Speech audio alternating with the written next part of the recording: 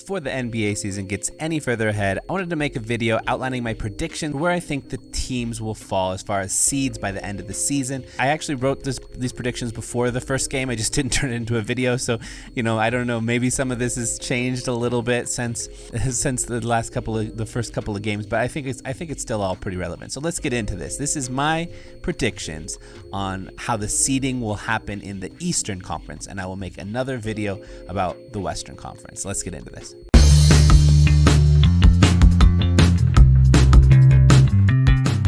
Seed number 1, Milwaukee Bucks. As long as the Bucks have Giannis Antetokounmpo, they have a winning culture and a team that must be frustrating for other teams to face. I personally believe that Giannis is the best basketball player on the planet right now, and combine that with the perfect accompanying duo of Chris Middleton and Drew Holiday, and this team just matches up too well.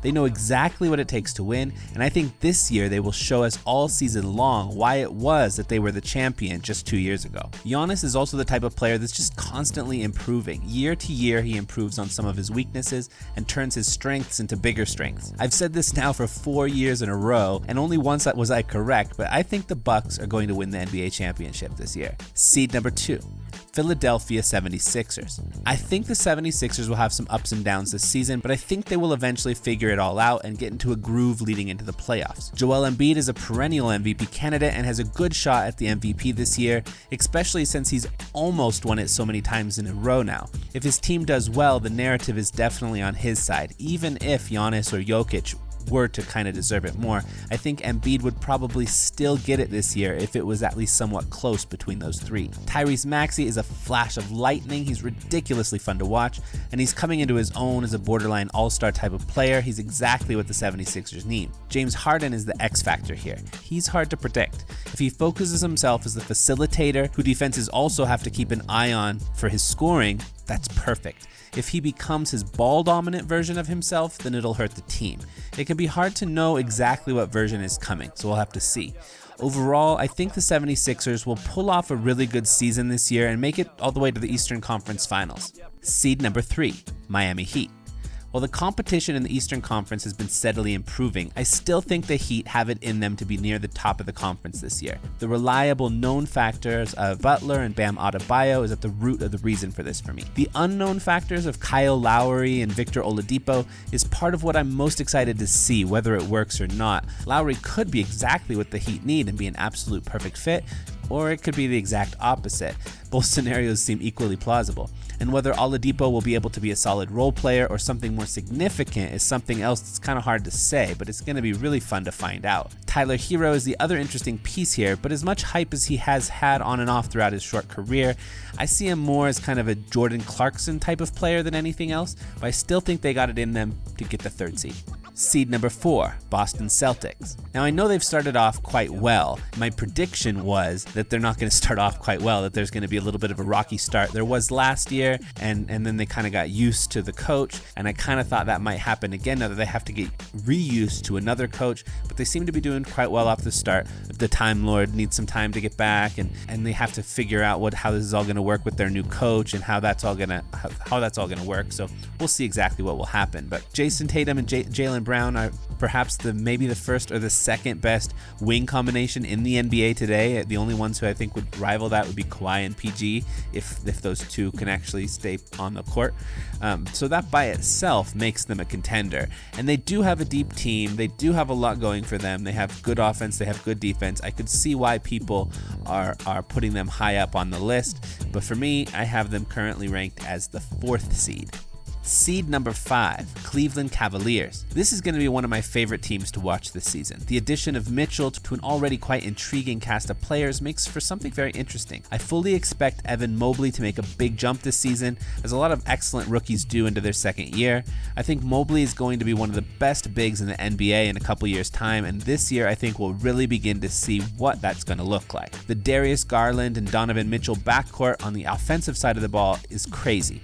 And while there are some very real defensive issues with that particular guard combination, I'm a big Blazer fan and it's giving me some Damian Lillard, CJ McCollum type vibes.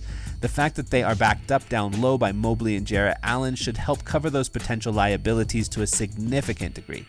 Sometimes the way the different pieces of a roster fit together just makes so much sense, and that's what I feel about the Cavs this year. It feels like the team could be even better than the sum of its parts. Seed number 6, Brooklyn Nets. The Nets are another team that is really just very hard to predict. I mean, you basically know what you're going to get each night from Kevin Durant, but everybody else seems to be full of unknowns, and we still have no real clue about how well all the different pieces are going to fit together. If the team does figure out how to unlock its true potential, it seems likely that it's not going to be something that happens until maybe halfway through the year, so I do expect to see a rocky first half until they finally hit some sort of groove. On paper, this team has a lot of intriguing pieces that hopefully would fit together really well. The combination of Durant, Irving, and Ben Simmons theoretically gives you all the elements a contending team really needs, but it's hard not to question Kyrie's commitment to consistency and winning, and it's hard to know exactly where Simmons' head's going to be at this year. If they can somehow learn to support each other and really build a team instead of just a bunch of individuals, they could go far, but there really hasn't been any evidence yet that that is something they can do, so we'll have to see. Seed number 7, Atlanta Hawks. I really liked the acquisition of DeJounte Murray during the offseason for the Hawks. He seemed like the kind of backcourt partner that can help to shore up a lot of Trae Young's weaknesses on the defensive side of the ball, plus he can facilitate, meaning Young can work off the ball sometimes, which I think is what he should be doing more often. The Hawks also have a number of players that I think are quite underrated by a lot of people. Clint Capella is really great in his role. John Collins, though there are plenty of rumors he may not be with the Hawks all year, is excellent. DeAndre Hunter is easily one of the more underrated players around, and I'm still expectantly awaiting a solid bit more development from Onyeka Okongwu. That's a combination of some really good wings and bigs to go along with that dynamic backcourt. It wasn't long ago that the Hawks surprised everyone with a deep playoff run, and they have only gotten better this year, so I could see the Hawks surprising some people this year. Seed number 8, Toronto Raptors. The fact that I have the Raptors so far down the list here is more of a testament to how strong the Eastern Conference is this year than it is to the Raptors' true capacities. I actually think the Raptors are a really good team. Scottie Barnes entering into his second season should make for some really great basketball. There are still parts of his game where I see second-year improvements leaping forward. I think he's on his way to becoming a franchise cornerstone type of player. Combine that with the quiet and predictable excellence of Pascal Siakam, Fred VanVleet, and OG Anunoby, and you have a team that really is incredibly solid. If Barnes can become that high-level star they need to take it to the next level, the Raptors could surprise a lot of people this year. And hopefully, for their sake, that is what happens, because that is really what is missing from this team. One high-level star. When they won the championship not too long ago, it was basically this team, but with that one high-level star that was Kawhi.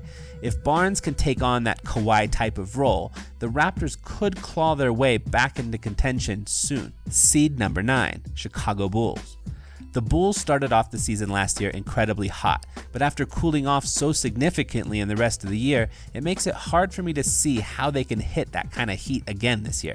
Zach LaVine and DeMar DeRozan are what makes or breaks this team, but I just don't think they have the combination of players to do much more than make it to the play-in. And while the possibilities for an upset are wide open when it's just a game or two, I would actually be very surprised if the Bulls make the playoffs this year. One storyline for the Bulls this year that I'm eager to find out about is what will come of Patrick Williams. I still see a significant amount of potential from him, and I'm curious if we get to see that potential realized this year. Seed number 10, New York Knicks. It wasn't too long ago that the Knicks surprised a lot of people, doing much better than what was expected. And while they have fallen off quite significantly since then, I think they do have it in them to make a climb once again. But I don't have enough faith in that to put them any higher than a 10th seed. Jalen Brunson was a nice offseason acquisition, but I feel like the expectations that are being placed on him are too high.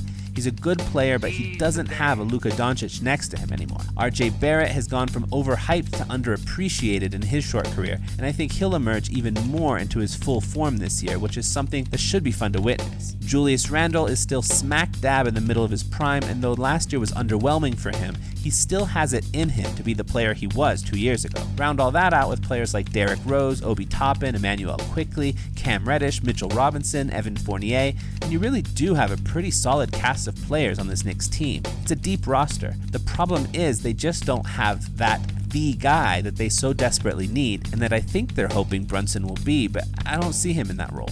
Seed number 11, Detroit Pistons.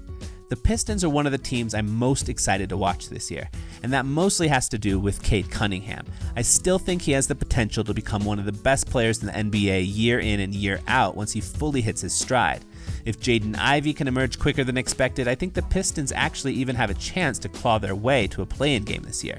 Sadiq Bey has some real upside. Down low, the combination of Bagley and Isaiah Stewart is, I think, quite underappreciated. Bojan Bogdanovic is getting a bit old, but his game has never relied much on athleticism, so he should continue to be a solid contributor. I like this team, both in the future and really in the present too. If enough of their young guys have made some real progress over the course of the offseason, we could see them surprise some teams this year. Seed number 12, Charlotte Hornets. Looking at the Hornets roster is honestly a bit depressing. LaMelo Ball is LaMelo Ball, and he's certainly got a lot of upside, even though I do personally believe he's often overrated by the media, but besides him, there's not a whole lot more to speak of. The loss of Miles Bridges really is a pretty big blow to a team that was relying on him pretty heavily to climb out of the lower rungs of the Eastern Conference.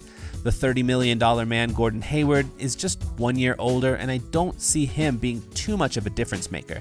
And most of the rest of the lineup is pretty I do hope to see some emergence from James Bouknight this year. When he entered the NBA, he was considered to be one of the offensive sure things of his draft class, but his rookie season was pretty underwhelming. That being said, players all have their own trajectory and their own pacing, and some players take longer to get used to the NBA. My hope is that this year we start to see more from Bouknight because he's got the tools to be an excellent offensive player in the league. If he can show that this year, he'll probably find himself on the floor a lot since there just isn't a whole lot of talent on the roster. Seed number 13, Washington Wizards. I root for Bradley Beal. I like that guy, but I just don't think the Wizards are that good at building basketball teams. Even if Bradley Beal can get back to his 30-point-per-game self, that's still not nearly enough to really even put the Wizards in contention for a play-in spot. I suppose if Kristaps Porzingis could somehow become the player we used to keep hoping he would become, then that would help, but I just don't see it. They do have a few young guys with potential that could see some continued growth. Daniel Gafford is really quite a solidly good big. Danny Avdija is still very young and has a lot of potential for growth, and Corey Kispert had one of the most under-the-radar excellent rookie years last season. So the team's not completely devoid of talent.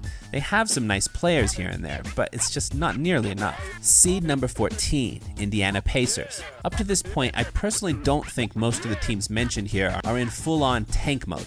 I think the Pacers are. They aren't as obviously in that mode as the Jazz or the Spurs over there in the Western Conference, but as far as Eastern Conference teams go, they seem to be in a position where they might be the most likely one to really do a full-on tank so that they can get for themselves potentially Victor Wembanyama or Scoot Henderson in next year's draft. And as much as I don't like tanking, I could see how that could make them immediately relevant. The backcourt combination of Halliburton and Duarte is actually really solid. Miles Turner is really good at what he does and/or makes for a very attractive trading chip. Buddy Hield as well. Their team seems like it's made up of a bunch of people good in their role, just waiting for a player like Wembanyama to come along and make them shoot to a top of a list like this really quickly. Seed number 15. Orlando Magic. If Orlando was in the Western Conference, I think they'd even have the potential to push for a play-in spot. The Eastern Conference is very deep this year though. Even the Pacers mentioned above, who seem poised to try to tank, have a lot of strengths in their roster. And really, the same could be said of the Orlando Magic. The Magic have a lot of young talent and could become relevant in the conversation of good teams in the none-too-distant future. I just don't think they're quite there yet. They're too young. That being said, they have enough young talent that I don't think they're going to purposefully tank. They're building up a core and a culture, and I think sacrificing that building process for the sake of a tank would be a mistake. They likely will end up near the end of the pile of teams in the East, even if they don't try to tank anyway, just because they're so young. So they might as well go out there and compete hard to build up a culture of striving for excellence. Paolo Banchero may possibly have been the best player in the recent draft. Franz Wagner was one of the biggest steals of last year's draft. Jalen Suggs may have had an underwhelming rookie season, but he's still got the potential to emerge in a big way. Cole Anthony has shown he can be something special. If Jonathan Isaac ever isn't injured, he was once considered a Defensive Player of the Year potential type of player. Markelle Fultz, Mo Bamba, Wendell Carter Jr., Gary Harris, RJ Hampton. I mean, those are all pretty solid names to have as role players on your team. And who knows, maybe Bol Bol can live up to some of his previous hype now that he's got a chip on his shoulder. Looking at all of that, they really aren't a bad team at all. And if they did end up with Wembanyama or Scoot after next year's draft, watch out. Anyway, that's it for the Eastern Conference. The next one I'm going to be making is about the Western Conference, so make sure to check that one out as well.